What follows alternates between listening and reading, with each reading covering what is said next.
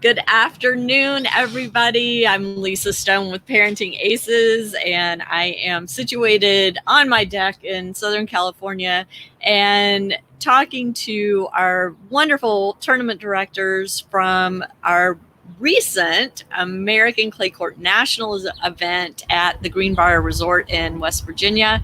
Mark and Ashleigh, thank you so much for coming back on. I'm just excited to hear how the tournament went. We were posting updates every day as we got information from y'all and posting photos. It looked like a very well run, successful event. So what'd y'all think? Definitely successful, busy, lots of really high level play, competitive play, lots of matches. The format really gave a ton of matches to everybody that showed up. We joked a little bit that if you made it into the quarterfinal draw, if you came out of your round robin group, that by the time you got to the finals, you were getting a small dose of what it might feel like to win a major. You at that point, if you're in the finals, would have had to play 6 matches. Mm-hmm. So by the time you got into the quarterfinals, you also started playing full third sets, and we had tons of competition throughout. So it was a really good response. We had over the 2 events, both age groups, around 125 players. Awesome. Together, more boys than girls. We want to know where all the girls are. That's 16s and 18s though, isn't it? I mean, it's that way pretty much across the country, unfortunately. I don't know what happens to the girls by the time they get to the 16s. We see a huge drop off. Yeah. Yeah, it was funny. It was, the first week we had a wait list for the boys draw. And, we had both weeks for the boys, but the girls, we didn't. We had 24 the first week. Well, still really good draws. They still had a lot of good. Definitely is cool. Well, it was kind of crazy because we actually had, for the boys and girls 18s, we had 40, 44, 48 total guys. 48. Yeah. 48. But we actually had 16 that registered that didn't show up. So in the mid-60s on that, and they got out before we did the balls. And then on the girls' side, we ended up with 24, but we had somewhere between 16 and 18 that did the same thing. Did they give you a reason why they decided to not play? Ashleigh saw the emails. I didn't see them. A portion of it was a little apprehension to travel. Right. Like expected. I get it. I just flew to Atlanta. It'll be a long time before I get on a plane again, I can tell you. It was not fun. Yeah. If we could have transported, if we could have somehow placed everybody in the location, and you have a different feel and idea of where you are, because once people did show up, I think they were very satisfied with sure, very safe and all of that, safe play, safety precautions taken and things like that. But when you don't necessarily know where you're going, and there's a lot of apprehension right now around that. So I would say 50% of it was people just decided not to travel. Mm-hmm. And then the other part of it was there was actually a little bit of still probably pandemic related.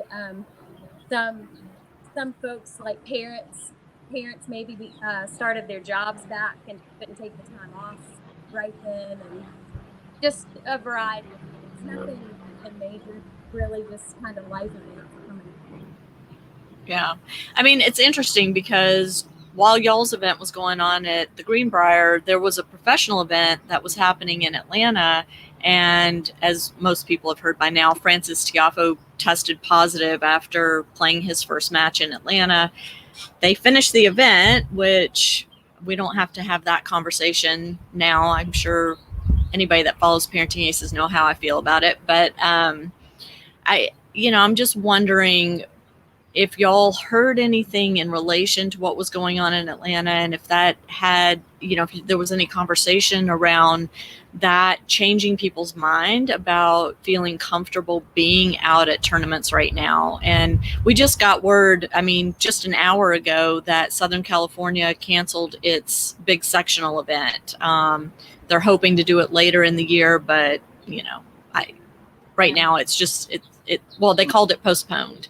It's supposed to happen in a couple weeks, but they've canceled it because of pandemic related issues and surges here in Southern California.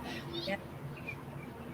I don't think we didn't hear anything specifically. A little chatter professional tennis related, and everybody there follows tennis. Right. So it was definitely, and at the Greenbrier, we had talked about earlier when we were on with you that World Team Tennis, everything there. So a lot of the players got to see that kind of taking place on the grounds where they were transforming everything there. So just a little bit around that, but not necessarily apprehension.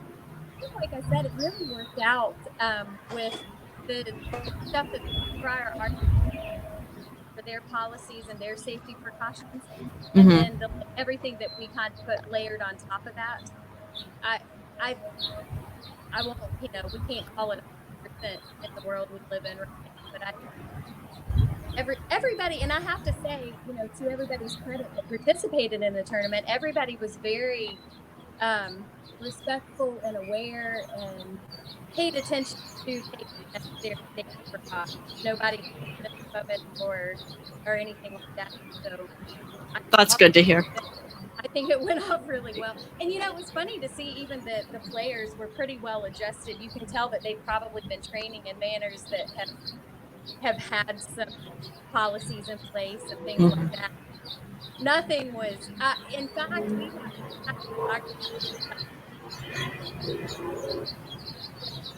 and some of the best pictures were of them at the match instead of the handshake. So yeah. Everything worked out really well. Good. I want to just put a call out to those of you watching. If your child participated in this tournament, I'd love to hear from you. If you want to type a comment and let us know how it went for you and your family. It's always helpful to hear firsthand from those who played. But Mark and Ashleigh, World Team Tennis is getting ready to start right where y'all are sitting. And sadly, Francis Tiafoe was scheduled to play. He's not playing now, but they've replaced him. I hate to say that word, but Tommy Paul is going to take his spot, and so that'll be fun. One of the things y'all were offering as part of the tournament was a clinic with Kei Nishikori. Were y'all able to pull that off? That did not happen. So that was actually a Greenbrier thing. We're independent contractors, so Tennis on Main presented the tournament. The Greenbrier had struck that deal with IMG and Kei Nishikori for him to be there to train for 10 days. And at the very last hour on Saturday before the event started on Sunday, which would have been when Kei would have been there, he decided not to come do anything. Yeah, so he just bailed out totally. It worked out okay. It kind of left us in a little bit of a predicament because we had, advertised that the first 40 kids that had entered would be in boot camp training and so on and so forth with him and his team who would have been there with him. And so what we tried to do to no avail is we tried to get IMG and Kei to do either a tape message to the tournament and to the kids or do a that afternoon. And bluntly, they refused to do it. So, yeah. That's not very nice. No, I didn't think it was. I was not practicing kindness. They had sent up some swag, which was supposed to be a part of it anyhow, which was some hats signed and some shirts and wristbands, and we gave all that out. And the only thing we could do was tell everybody. What the Greenbrier did step up and do on their end is they provided some financial assistance to the people who had booked rooms at the Greenbrier. And they also made available a ticket to any player to World Team Tennis who could come back for it. So on their end, they did a good job of, kind of covering the bases. But yeah, I was real surprised. I know the Greenbrier did ask for those two things, and we would do either one. So anyhow, that's the Kei Nishikori story. Okay. Well, sorry to hear that. So were the World Team Tennis people on site during your events? I'm just curious if they were kind of keeping an eye on how things were going and maybe taking some notes for kicking off World Team Tennis. No. They weren't. No, just who, unrelated to, I guess, their team, but whoever they have gotten to start to redo the court surface, and then they're standing up an indoor solution stadium in case of rain, so they can play rain or shine. But other than that, no representatives from that. At least that we were aware. Yeah, I mean, they would, but no, they had their, like I said, they had their people there resurfacing the stadium court. They also redid 4 courts in downtown White Sulphur Springs, which was kind of interesting. It's just a public park where the players are going to practice, because the only Greenbrier doesn't have outdoor hard courts except for the stadium. Interesting. And so they were doing all that and infrastructure stuff, but Carlos wasn't there, or any of his team at that point. Okay. It's funny because I'm on the media mailing list, so I've been getting all the media information on World Team Tennis and the precautions that they are enforcing for media to be there, and they are allowing media to come. I'm not making the trip, but I thought it was interesting because, like, for the U.S. Open, the media has been told that likely everything's going to be virtual. There's not going to be media on site other than the television crews that need to be there. So, but the media, the right. Precautions that are in place with World Team Tennis are pretty rigid, and which I was happy to see, but it puts a big burden on the media representative, him or herself, to take care of their own testing, their own health, distancing, all of that stuff. So it'll be interesting to see how this event goes off. And I think everybody's watching everything so critically right now, with the U.S. Open around the corner, and then for the juniors with national hard courts around the corner, with USTA, everybody's really keeping a close eye on things. They are, I was, and it's interesting, going back to when Ashleigh was talking to the fact, were people showing, any concerns while they were at the 2 events that we had for the 2 weeks we were there. It was interesting. I think no one really did. I think people were so glad to be playing, and that it was a safe environment. But it seems like the ability to get to play kind of transcended any thought of anything going on anywhere. It's kind of interesting because kids were just thrilled to be out on the court. Parents were thrilled to, to watch them out on the court. So, not that, the pandemic, it was interesting because they just haven't had any opportunities to play, obviously. Did y'all wind up doing your player party? We didn't. No, we actually couldn't. Greenbrier policy wise, they were, even for guests, were taking time slots for being able to go in the pool, so you could schedule like a 2-hour block of time. So they were controlling that on that end too. So no, we didn't end up doing that. Instead, we kind of supplemented with some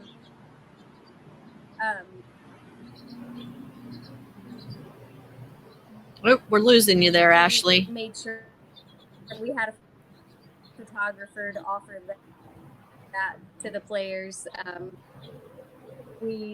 Actually, the tie-dye t-shirt, tie-dye. I'm sorry. Ashleigh, we're losing you. You keep breaking up on us. You keep breaking up on us. Hey, Lisa. Yeah. Hello? Yeah, I can hear you. Can you hear me now? I can. You were just breaking up. You were talking about broken. There's thunder. Uh-oh. Okay. So we have a little bit of a storm coming. We're Are y'all undercover, so we'll be okay? okay. Okay. We're fine. It's just a little bit of, it's just a little thing. It might rain a little bit. We're undercover, so we're fine. Okay. But so I think so our t-shirts we ended up doing, well, we just had them black and white, and we strongly encouraged, nudged players to tie-dye them. So we had a tie-dye like table set, and that kind of actually took place of a little bit of the where we could have just a few people together at a time, but were tie-dyeing. Obviously, the girls were a lot more excited than the boys to do it, but my 10-year-old was there for a lot of the time too, so she took orders from some of the boys. But yeah, we had a lot of fun tie-dyeing the t-shirts, and then we added doubles to the event since we had time in the evenings, because we didn't do the player party or anything like that, to keep the social distancing down. So we added doubles, which ended up being really fun for I mean, I think obviously I don't think it's a secret that they look forward to playing doubles anytime they can. But they got to play a college format with that. Just one set to 6. Well, we played pro sets. We did play them to 8, but they played no ad, and the boys played Let's. Gotcha. The girls played no ad, but so that turned out to be a good addition. We ended up being able to do that for both weeks. And how was the social distancing handled with the doubles? Because a lot of times when you're playing doubles, you can't be 6 feet apart from your partner. That's right. So luckily, I actually think a lot of our teams that we had signed up together. Like, it wasn't random pairing for a lot of it. So I think these kids had been together anyway, training. A lot of them that became partners have been in a training situation together. So they were in the same quarantine bubble. Yeah. Right. Yeah. Right. On the same quarantine. Got it. Yeah. Yes, that worked out well. I mean, I did hear, just from a parenting perspective, there were parents definitely reminding kids that when your match is over, before you do anything, wash your hands. That kind of, those kind of precautions were taken too. So it ended up not really being too wildly different from what we had to do for singles. I'm curious. I have to give credit to the grounds crew and the official and referee, which were Dad and my brother Andy, and then my kids were involved a little bit, and we had a couple of girls with us each week that were very helpful. But the addition of not only maintaining the clay courts in between matches, but sanitizing the score tubes, sanitizing the player benches and things like that. It was a pretty constant effort it's a lot of extra work to wipe it all down. And we got in a good rhythm with it. We had our cleaning bucket that traveled in between courts. We had it stationed after a while. I mean, we cleaned we groomed every court after every match and cleaned every inch of everything after every match before the players came out, for it. So yeah, but we got pretty good at it. I'll bet. I think the kids really appreciate the fact too that we actually did the courts for them after every single match. So they jumped on a good court. And I know a lot of kids go to clay court events where they don't do that during the course of the day very much. They'll do the lines sometimes, but we were able to do that, so that worked out good. But in lieu of the fact, like Ashleigh said, that we didn't get to do the player party due to Greenbrier protocol, which their protocol was kind of changing constantly.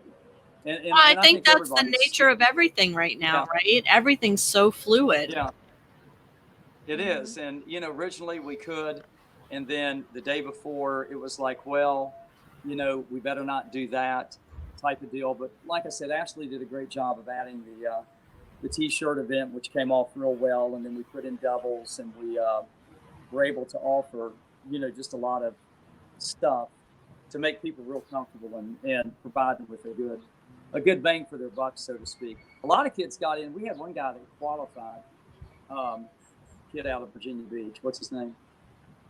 Davis.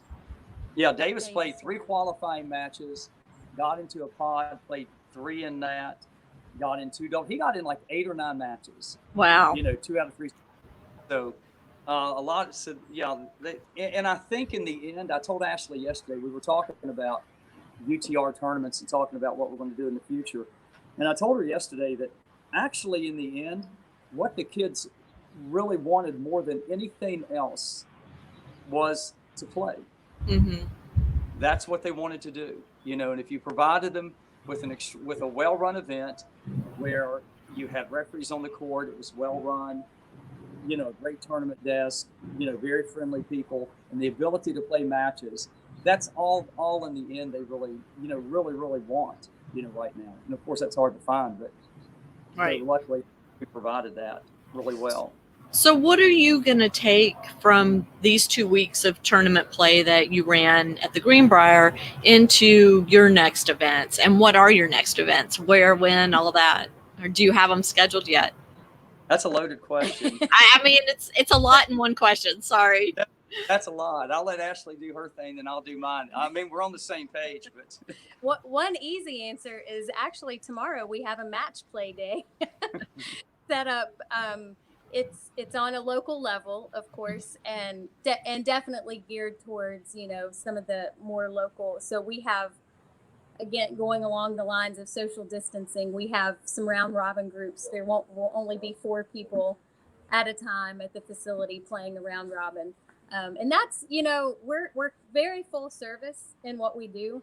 So obviously the high level play is awesome, and those events we'll continue to put together those events, but we also are very passionate about kids learning to play, learning to compete, starting from the ground and building up. So that's what we have going on tomorrow, is an opportunity for some of these kids that have been, taking tennis lessons and clinics and things like that. Some have missed their high school seasons, and are just in that developmental stage. And the next step is that they just need to learn to play matches. So trying to get them on the court a little bit as much as possible. And then, going forward with, to kind of move from this American Clay Court Nationals into another event. We had really good, I talked to, everybody that was at the tournament, because I talk a lot. And, but majority of the people upon leaving asked, when is your next event? When can we play again? Do you have it scheduled? Same thing you just asked. Right. And what we would love to do is a hard court event. We're kind of looking at mid-August time frame to try to put something together. We need, just some time to get it together. And we're looking into a few different facilities. Like he said, the Greenbrier doesn't have hard courts outdoors. Mm-hmm. So we would definitely want it to be an outdoor event. And we're exploring some different venues, not only with the court space, but also with the environment that we were able to provide at the Greenbrier from a safety standpoint. Mm-hmm. So we're definitely planning and working on all of that. And hopefully within the next week or two, we'll have a date to attach to it and a location. So again, what did you learn from American Clay Court Nationals that you'll take, things that went really well and things that maybe you would tweak for your next big event? What we learned, I think in terms of tweaking, and I hate if it comes off as being, I don't think we tweaked anything. I think it ran absolutely, to the letter perfect. I mean, in terms of how we set up the event, how it ran, how we kept media involved with the event, not only with myself, but with Colette Lewis and Zoo Tennis, and we got stuff out to the newspaper, and we had a photographer on site, and all that was free. The kids, and every kid could get all of their pictures. I mean, we really tried to put on a really classy event. So in terms of tweaking, I don't think we would really try to do too much. I did learn too, and what we have planned, high-level kids the only standard for high-level kids, and I have a really lengthy USTA background, goes back 40 years as well, at district, sectional, and national level. And the only thing that they've had at a high-level, event, so to speak, has been USTA, nationals, right, where you can win a gold ball. And what I think is out there now is I think what we set up is a prize money event with a different kind of format, with different opportunities, provides them with a lot more appeal than a typical USTA. yeah, So what I learned is I think that if we ran a tournament tomorrow, hard court, and if we sent the information out to every kid that played in both of these 2 weeks, every one of them would show up. Now, would they choose, that over Kalamazoo, or would they choose, if we pitted them against each other, so to speak, which we're not going to do, would they choose, the American Clay Court Nationals, which of course is, the 14s are going on as we speak today. yeah, Up in Jersey. Would they pick that up clay courts? No, they wouldn't. But what I did learn, more importantly, is that there is space out there for other type of high-level events under the UTR umbrella, for sure.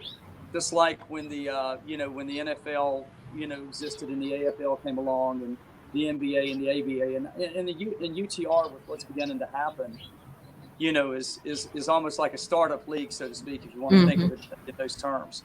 And what I learned is that absolutely you can get a lot of kids who want to play high performance tennis, and you can get some of the better kids in the country. I mean, for the 18s we had, a kid from Michigan who was number 5 in the country. Last week we had Connor, what's his last name? From Charleston, South Carolina. He's number 1 he just aged up last week, but he was number 1. Connor Baker. He's number 1 in the country in boys 14s. Carson Baker. So, I mean, we had a lot of high-level kids. And again, what I found out is if you provide them with a great atmosphere, a great tournament, run it well. And, we did talk to some of them about, did you play because of the prize money opportunity?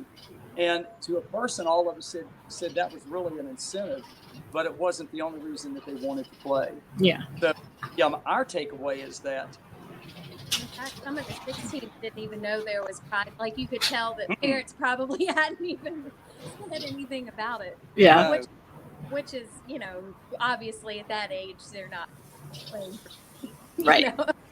I mean, if somebody would have told me I could play for money at that age, that'd be pretty cool. Yeah. Yeah. Did y'all? So earlier this week, I had Matt Andre from UTR do one of these Facebook Live discussions about the new UTR series that they're launching. Are y'all working with them on the junior, the high school, or the collegiate series at all? No, we aren't. Not currently, anyway. Okay. We've actually talked to him, he and Kevin Kim, last week and the week before, and we actually had a call with Matt Andre yesterday. So maybe something in the future. Well, we wanted to make we wanted to make sure, and of course, what they're doing is great. And our conversations with Matt, were really good. Have been really good as well. We wanted to make sure, though, that we were on the same page with them in regards to what we have as kind of like a vision of where we want to go with what we're doing. And, I had a thought even, I don't know, probably 3 to 4 weeks ago when the USTA announced they were going to do Kalamazoo. And, they were except in Florida, not right, Kalamazoo. Right. Kalamazoo in Florida and California. And they were knocking the draws back to 128. There weren't going to be 12s and 14s. And in talking to people that I talked to within the tennis industry, including Randy Walker, my good friend in Florida, and, with Matt Andre and other people, I had thought, and I'm not throwing the USTA down for this, but I thought maybe a good idea for them to have maybe done with the hard courts is had 12, 14, 16, and 18s, but run as many as 16 different regional locations. Yeah.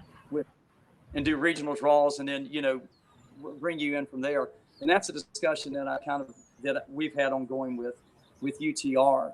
And I think that, moving forward, we'll be involved with what they do, on a national level. but that said, we're going to continue to offer, in terms of what we do, an American hard court national, American indoor national.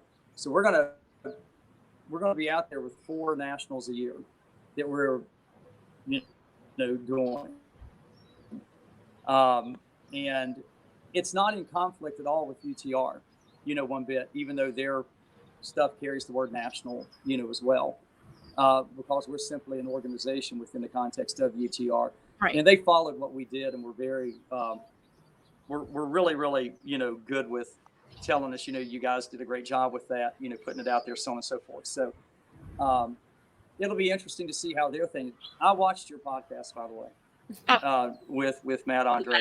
Okay. And I was kind of interesting because I was kind of like you in the sense that, there's limited locations and there were limited draws and so on and so forth. And it will be interesting to see how, that goes moving forward, for them. Yeah.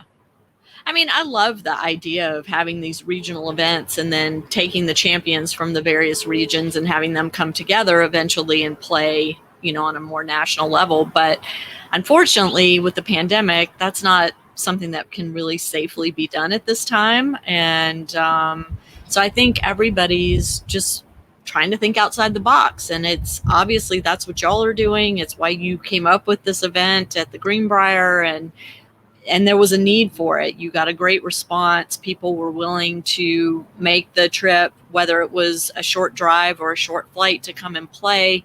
And I think it speaks very highly to the fact that people appreciate having these alternative opportunities out there. And especially with USTA canceling events right and left. I mean, every day we're hearing something else getting canceled or postponed. And so UTR does allow that flexibility for a tournament director or a tournament organization to step up and put together an event quickly, get it organized, get it on the calendar, and make it happen all within a couple weeks, really. I mean, you can turn it around pretty quickly as long as you've got a location.